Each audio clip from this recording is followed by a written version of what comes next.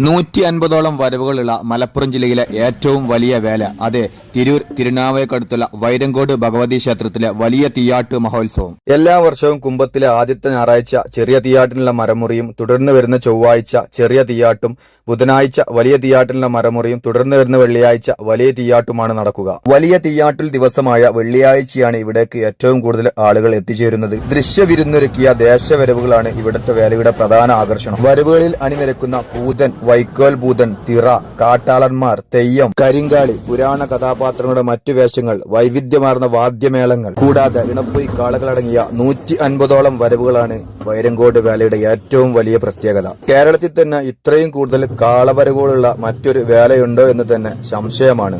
വടക്കൻ കേരളത്തിലെ ഏറ്റവും പഴക്കം ചെന്ന ഭദ്രകാളി ക്ഷേത്രങ്ങളിലൊന്നാണ് വൈരങ്കോട് ഭഗവതി ക്ഷേത്രം. 1500 വർഷങ്ങൾക്ക് മുമ്പ് ആയവഞ്ചേരി തമ്പ്രാക്കളാണ് ഭഗവതിയെ വൈരങ്കോട് കുടിയിരുത്തിയത്. കൊടുങ്ങല്ലൂർ ഭഗവതിയുടെ സഹോദരിയായ ദേവി പുഴ കടന്ന് ആയഞ്ചേരി മനക്കലെത്തുകയും മനക്കലെത്തിയ ഭഗവതിയെ തമ്പ്രാക്കൾ വൈരങ്കോട് കുടിയിരുത്തുകയും ചെയ്തു എന്നാണ് ഐതിഹ്യം. ക്ഷേത്രത്തിലേക്കെത്തുന്ന അവസാന വരവ് ആദവനാട് ദേശത്തിന്റേതാണ്. ഏകദേശം പുലർച്ചെ 3 മണിയോട് കൂടിയിട്ടാണ് ആ വരവ് ക്ഷേത്രത്തിലേക്ക് എത്തിച്ചേരുക. ഈ വേല കാണാൻ മറ്റു ജില്ലകളിലേക്ക് ആഗ്രഹമുണ്ടെങ്കിൽ തിരൂർ റെയിൽവേ സ്റ്റേഷനിൽ നിന്നും ഏകദേശം 10 കിലോമീറ്ററും തിരുനാവായ റെയിൽവേ സ്റ്റേഷനിൽ നിന്ന് ഏകദേശം 4 കിലോമീറ്ററുമാണ് വൈരങ്കോട് ക്ഷേത്രത്തിലേക്കുള്ള ദൂരം.